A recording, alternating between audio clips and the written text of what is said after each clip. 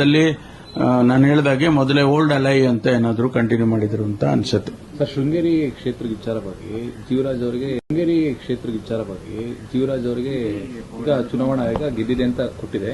But speaker ಅವರು ಪ್ರಮಾಣ ವಚನ ಬೋಧಿಸ್ತಾ ಇಲ್ಲ ಅಂತ ರಾಜ್ಯಪಾಲರಿಗೆ ಬಿಜೆಪಿ ಅವರು ದೂರು ಕೊಟ್ಟಿದ್ದಾರೆ ಸರ್. ಸೊ ನಿನ್ನೆ ಸಿಎಂ ಸುದ್ದಿಗೋಷ್ಠಿ ಮಾಡಿ ವೋಟ್ ಡಕಾಯಿತಿನ ಆಗಿದೆ ಅಂತ ಹೇಳ್ತಿದ್ದಾರೆ. ಸೊ ಇಲ್ಲ, ವೋಟ್ನಲ್ಲಿ ಮ್ಯಾನಿಪುಲೇಷನ್ ಆಗಿರೋದ್ರ ಬಗ್ಗೆ ಕಂಪ್ಲೇಂಟ್ ಕೊಟ್ಟಿದ್ರು. ಅದು ಕೇಸ್ ತಗೊಂಡು ಎಫ್ಐಆರ್ ರಿಜಿಸ್ಟರ್ ಮಾಡಿದ್ದೇವೆ. ಆ ಎಫ್ಐಆರ್ಗೂ ಕೂಡ ನಿನ್ನೆ ಕೋರ್ಟಲ್ಲಿ ಸ್ಟೇ ಕೊಟ್ಟಿದ್ದಾರೆ. 2 ದಿವಸದ ನಂತರ ಮತ್ತೆ ಅದು ಟೈಮ್ ಕೊಟ್ಟಿದ್ದಾರೆ. ಕೋರ್ಟಲ್ಲಿ ಬರುತ್ತೆ. ಏನ್ ತೀರ್ಮಾನ ಆಗುತ್ತೆ ಅಂತ ನೋಡಿದ್ವಿ. ಅದ್ರ ಮೇಲೆ ನಾವು ತೀರ್ಮಾನ ಮಾಡ್ತೀವಿ ಯಾವುದು ಎಫ್ಐಆರ್ ಬಗ್ಗೆ. ಆದರೆ ಎಲೆಕ್ಷನ್ ಕಮಿಷನ್ ಅವರು ಈಗಾಗಲೇ ಡಿಕ್ಲೇರ್ ಮಾಡಿ ಸರ್ಟಿಫಿಕೇಟ್ ಕೂಡ ಕೊಟ್ಬಿಟ್ಟಿದ್ದಾರೆ. ಆದ್ರಿಂದ ಅದ್ರ ಬಗ್ಗೆ ಮತ್ತೆ ರಾಜೀವ್ ಗೌಡ್ರು ಕೋರ್ಟಿಗೆ ಹೋಗ್ತಾರಾ ಏನೋ ಅದನ್ನ ನೋಡಬೇಕು. ಚುನಾವಣಾಧಿಕಾರಿಗಳು ಕಂಪ್ಲೇಂಟ್ ಕೊಡದೇನೆ ಜೀವರಾಜ್ ಮೇಲೆ ಕೊಟ್ಟಿರ್ತಕ್ಕಂಥ ಕಂಪ್ಲೇಂಟ್ ಮೇಲೆ ಪೊಲೀಸ್ ತನಿಖೆ ಏನಾದರೂ ಆಗುತ್ತಾ ಸರ್? ಅಲ್ಲ, ಅದನ್ನೇ ತಗೊಂಡಿದ್ದೀವಲ್ಲ, ಎಫ್ಐಆರ್ ಅದನ್ನೇ ತಗೊಂಡಿದ್ದೀವಿ. ಕಂಪ್ಲೇಂಟ್ ಅಫಿಷಿಯಲ್ಸ್ ಕೊಟ್ಟಿಲ್ಲ. ಅವರು ರಾಜಗೌಡರು ಮತ್ತು ಅವ್ರ ಕಡೆ ಮುಖಂಡರುಗಳು ಕೊಟ್ಟಿರುವಂತ ಕಂಪ್ಲೇಂಟ್ ಅದನ್ನ ರಿಜಿಸ್ಟರ್ ಮಾಡಿದ್ದಾರೆ. ಅವಕಾಶ ಏನು? ಯಾರು ಕಂಪ್ಲೇಂಟ್ ಕೊಟ್ಟರೆ ತಗೊಂಡೆ. ಸಿಎಂ ಹೇಳಿದ್ದಾರೆ ಕ್ರಿಮಿನಲ್ ಕಾನ್ಸ್ಪಿರಸಿ ಆಗಿದೆ, ಹಾಗಾಗಿ ನಾವು ಇದು ಮಾಡ್ತಾ ಇದೀವಿ ಅಂತ ಹೇಳಿ ನೇರವಾಗಿ ಎಲೆಕ್ಷನ್ ಕಮಿಷನ್ ಮೊರೆ ಹೋಗ್ಬೋದಿತ್ತಲ್ವಾ ಅನ್ನುವಂತ ಪ್ರಶ್ನೆ. ಅಲ್ಲಲ್ಲ, ಇದು ಇದೇ ಬೇರೆ ಅದೇ ಬೇರೆ. ಇದು ಪ್ರೈವೇಟ್ ಕಂಪ್ಲೇಂಟ್. ಇದು ಪೊಲೀಸಿಗೆ ಕೊಟ್ಟಿರ್ತಕ್ಕಂಥ ಕಂಪ್ಲೇಂಟು ಪೊಲೀಸ್ ಇಲಾಖೆಗೆ ಇನ್ವೆಸ್ಟಿಗೇಷನ್ಗೆ ಸಂಬಂಧಪಟ್ಟ ಪ್ರೊಸೀಜರ್ ಇದೆಯಾ ಅಂತ ಹೇಳಿ election any complaint can be honoured. Any complaint can be honoured. ಅದ್ರದ್ದೇನಿಲ್ಲ. ಎಲೆಕ್ಷನ್ ಕಮಿಷನ್ ಅವರು ಮಾಡಿರ್ತಕ್ಕಂಥ ಪ್ರೊಸೀಜರ್ ಅಲ್ಲಿ ಇದ್ರ ಬಗ್ಗೆ ಅದನ್ನ ಇದೇ ಬೇರೆ. ರಾಹುಲ್ ಗಾಂಧಿ ಕುರ್ಚಿ ಕಿತ್ತಾಟ ಕೇರಳಕ್ಕೂ ಈಗ ಹರಡುತ್ತಾ ಅನ್ನೋದು. ಯಾಕಂದ್ರೆ ಸಿಎಂಗೆ 3 ಜನ ಕ್ಯಾಂಡಿಡೇಟ್, ಹೈಕಮಾಂಡ್ಗೆ ಮೊದಲೇ ಕರ್ನಾಟಕದ್ದು ಬಗೆಹರಿಸೋದು ಈಗ ಪೈಪ್ಲೈನ್ ಅಲ್ಲಿ ಇದೆ. 2ನೇದು ಕೂಡ ಸ್ಟಾರ್ಟ್ ಆಗ್ತಿದೆ. ನೋಡಿ, ಒಂದು ಸರ್ಕಾರ ಬಂದಾಗ ಕೆಲವು ಸಂದರ್ಭದಲ್ಲಿ 2-3 ಜನ ಮುಖಂಡರುಗಳಿದ್ದಾಗ ತೀರ್ಮಾನ ಮಾಡೋದು ಟೈಮ್ ತಗೊಳುತ್ತೆ. ಇದು ಒಂದು ಪ್ರೊಸೀಜರ್. ಈಗ 3 ಜನ 4 ಜನ ಅಲ್ಲಿರುವಾಗ ನ್ಯಾಚುರಲಿ ಹೈಕಮಾಂಡ್ನವ್ರಿಗೆ ತೀರ್ಮಾನ ಮಾಡೋದು ಸ್ವಲ್ಪ ಕಷ್ಟ ಇರುತ್ತೆ. ಆದರೂ ಮಾಡಲೇಬೇಕಲ್ಲ, ಮಾಡ್ತಾರೆ. ಸರ್, ಈಗ ರಾಜ್ಯದ ವಿಚಾರಕ್ಕೆ ಬರೋದಾದ್ರೆ ಸರ್, ಈಗ ಚುನಾವಣೆ ಎಲ್ಲ ಮುಗೀತು. ಕೆಲವರೆಲ್ಲರೂ ಒಂದ್ ಟೈಮ್ ಹಿರಿಯ ಶಾಸಕರು ಹೋಗಿದ್ರು, ಮತ್ತೆ ಹೋಗ್ಲಿಕ್ಕೆ 10ನೇ ತಾರೀಕು ಹೋಗ್ಲಿಕ್ಕೆ ಎಲ್ಲ ರೆಡಿ ಆಗಿದ್ದಾರೆ. ಸೊ ಗೊಂದಲಗಳ ಪರಿಹಾರ ಆಗುತ್ತಾ ಈಗಲಾದ್ರೂ ಅಂತ ರಾಜ್ಯದ್ದು ಸಿಎಂ ಗೊಂದಲ ಮತ್ತೆ ಶಾಸಕ ನೋಡಿ, ಗೊಂದಲ ಬಗೆಹರಿಲೇಬೇಕು. ನಮ್ಮ ಉದ್ದೇಶ ಇರೋದು ಆಡಳಿತದ ಮೇಲೆ ಪರಿಣಾಮ ಆಗಬಾರದು ಅನ್ನೋದಷ್ಟೇ. ಅದಕ್ಕಾಗಿ ಈಗ ಗೊಂದಲ ಬಗೆಹರಿಲೇಬೇಕು. ಬಗೆಹರಿಸ್ತಾರೆ ಅಂತ ನನಗೆ ವಿಶ್ವಾಸ ಇದೆ. ಸರ್, ಅಂದ್ರೆ ಪದೇ ಪದೇ ನಾವು ಕೇಳಿದೀವಿ. ಬಟ್ ಇವತ್ತು ಒತ್ತಡ ಹೇರಿದಾಯ್ತು, ರಿಕ್ವೆಸ್ಟ್ ಮಾಡಿದಾಯ್ತು, ನಾಜೂಕಾಗಿ ಹೇಳಿದಾಯ್ತು, ಗೊಂದಲ ಇಲ್ಲ ಅಂತ ಬಹಿರಂಗವಾಗಿ ಹೇಳಿದ್ರು ಅಂತರಂಗದಲ್ಲಿ ಗೊಂದಲ ಇದ್ದೇ ಇದೆ. ಅದು ಖಂಡಿತವಾಗಿಯೂ ಆಡಳಿತದ ಮೇಲೆ ದುಷ್ಪರಿಣಾಮ ಬೀರದೇ ಇರೋ ತರ ನೀವುಗಳೆಲ್ಲ ನೋಡ್ಕೊಳ್ತಾ ಇದ್ದೀರಾ. But it has to come to an end ಅಂತ ಅನ್ಸಿದಿಲ್ಲ ಸರ್? ಅವ್ರಿಗೆ ಗೊತ್ತಿದ್ರು ಇದನ್ನ why are they delaying it? ಬಗೆಹರಿಸದೇ ಇರುವಂತ ಗೊಂದಲ ಅಲ್ವೇ ಅಲ್ಲ. ಬಗೆಹರಿಸೋದಕ್ಕೆ ಅವರಿಗೆ ಈಗ ಚುನಾವಣೆಯಲ್ಲಿ ಬಿಸಿ ಇದ್ರು. ಈಗ ಚುನಾವಣೆ ಮುಗಿದಿದೆ. ನನಗೆ ವಿಶ್ವಾಸ ಇದೆ ಆದಷ್ಟು ಶೀಘ್ರವಾಗಿ ಒಂದು ಹಂತಕ್ಕೆ ಬರುತ್ತೆ ಇದು ಅಂತ ಹೇಳಿ. ಯಾಕೆಂದ್ರೆ ನಾನು ಹೇಳಿದಾಗೆ ನಮಗೆ ಬೇಕಾಗಿರೋದು ಆಡಳಿತ ಮುಖ್ಯ.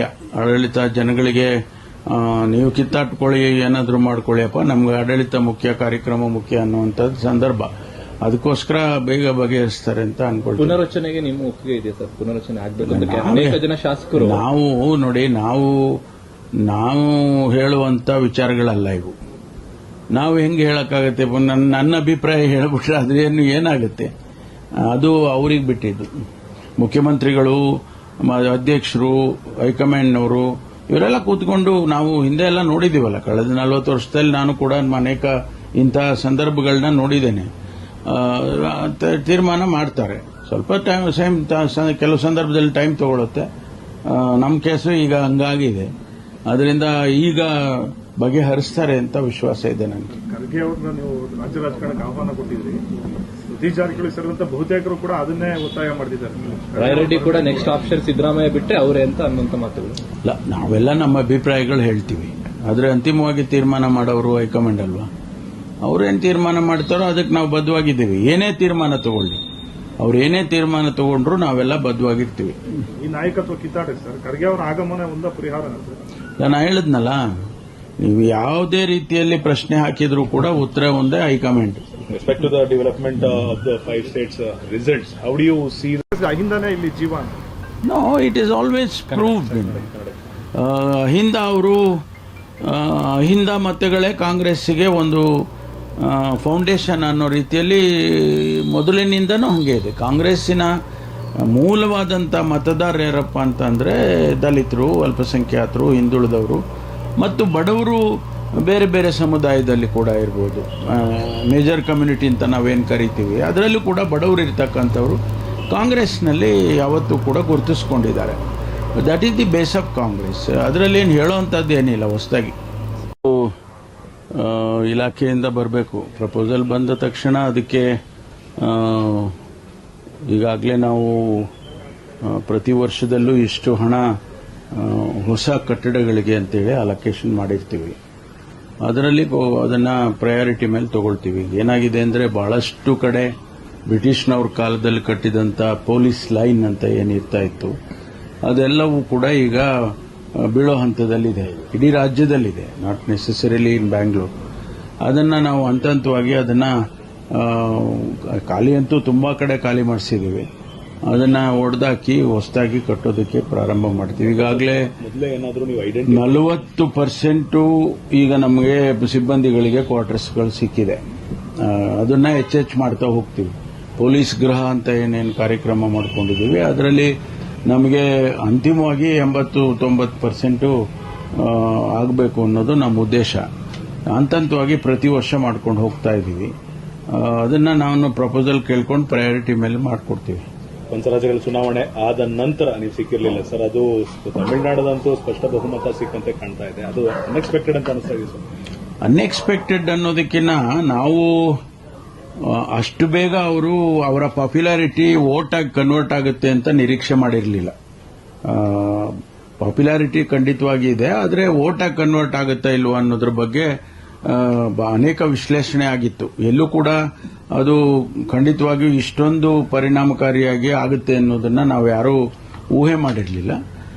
ಜನ ತೀರ್ಮಾನ ಮಾಡಿದ್ದಾರೆ, ವಿಶೇಷವಾಗಿ ಯುವಕರು ಅವರಿಗೆ ಸಹಕಾರ ನೀಡಿದ್ದಾರೆ. ಇದು ಒಂದು ಹೊಸ ಬದಲಾವಣೆ. ಯಾಕೆಂದರೆ ತಮಿಳುನಾಡಿನಲ್ಲಿ ದ್ರವಿಡಿಯನ್ ಪಾರ್ಟಿಗಳು ಬಹಳ ದಿವಸದಿಂದ ರೂಲ್ ಮಾಡಿದೆ. ಎಡಿಎಂಕೆ ಮಾಡಿದೆ, ಡಿಎಂಕೆ ಮಾಡಿದೆ, ಇವ್ರು ಬಿಟ್ರೆ ಅವರು, ಅವ್ರು ಬಿಟ್ರೆ ಇವರು ಅಂತ. And they were looking for A third alternative. ಅದು ಕಾಂಗ್ರೆಸ್ಸು ನಾವು ಅದನ್ನ ಮಾಡ್ಕೊಳ್ಳೋದಕ್ಕೆ ಆಗಲಿಲ್ಲ. ಒಂದು ವೇಳೆ ನಾವು ಮಾಡ್ಕೊಂಡಿದ್ದಿದ್ರೆ ನಮಗೂ ಅದು ಅನುಕೂಲ ಆಗ್ತಾ ಇತ್ತೇನೋ ಗೊತ್ತಿಲ್ಲ. ಆದರೆ ನಾವು ಮಾಡೋಕ್ಕಾಗಲಿಲ್ಲ. ಅದಕ್ಕೆ ಒಂದು ಎಕ್ಸ್ಪೆಕ್ಟ್ ಮಾಡ್ತಾ ಇದ್ರು ಜನ, ಒಂದು ಥರ್ಡ್ ಆಲ್ಟರ್ನೇಟಿವ್ ಸಿಗಲಿ ಅಂತ. ಅದ್ರ ಜೊತೆಗೆ ಇದು ಪಾಪ್ಯುಲಾರಿಟಿ ಪ್ಲಸ್ ಯಂಗರ್ ಜನರೇಷನ್ ಹೊಸ ಬದಲಾವಣೆಯನ್ನು ನೋಡ್ತಾ ಇದ್ದು, ಇದೆಲ್ಲ ಸೇರಿ ಒಟ್ಟಾರೆ ಆ ರೀತಿ ಆಗಿದೆ ಅಂತ ಹೇಳಿ ಅನ್ಸುತ್ತೆ. ಡಿಎಂಕೆ ಜೊತೆ ಹೋಗೋ ಅವಕಾಶ ಕಾಂಗ್ರೆಸ್ ಪಕ್ಷಕ್ಕೂ ಇತ್ತು, ಆದ್ರೆ ಎಲ್ಲೊಂದು ಕಡೆ ಡಿಎಂಕೆ ಜೊತೆನೆ ಮೈತ್ರಿ ಮುಂದುವರಿಸಿ ಏನಾದ್ರು ಎಡವಟ್ಟು ಮಾಡ್ಕೊಂತ ಅಲ್ಲ. ಹೈಕಮಾಂಡ್ನವರು ಅದನ್ನ ಯಾವ ದೃಷ್ಟಿಯಿಂದ ಅವರು ಆ ಥರ ತೀರ್ಮಾನ ತಗೊಂಡಿದ್ದಾರೆ ನೋಡಬೇಕು. ಯಾಕೆಂದ್ರೆ ಡಿಎಂಕೆ ಅವ್ರ ಜೊತೆ ಬಹಳ ದಿವಸದಿಂದ ನಮ್ಮ ಪಕ್ಷ ಅಲ್ಲಿ ಅಲಯನ್ಸ್ ಅಲ್ಲಿ ಇದ್ದಿದ್ದರಿಂದ ಓಲ್ಡ್ ಅಲಯನ್ಸ್ ಅಂತ ಹೇಳಿ ಮುಂದುವರಿಸಿದ್ದಾರೆ. ಬದಲಾವಣೆ ಮಾಡಬೇಕು ಅಂತೇಳಿ ಏನಾದರೂ ತೀರ್ಮಾನ ಮಾಡಿದ್ರೆ ರಾಹುಲ್ ಗಾಂಧಿ ಅವರು ಮತ್ತೆ ಖರ್ಗೆ ಸಾಹೇಬರು, ಜನರಲ್ ಸೆಕ್ರೆಟರಿ ವೇಣುಗೋಪಾಲ್ ಅವರು, ಮೇಡಮ್ ಸೋನಿಯಾ ಗಾಂಧಿ ಅವರು, ಅವರೆಲ್ಲ ತೀರ್ಮಾನವನ್ನು ಮಾಡಬಹುದಾಗಿತ್ತು.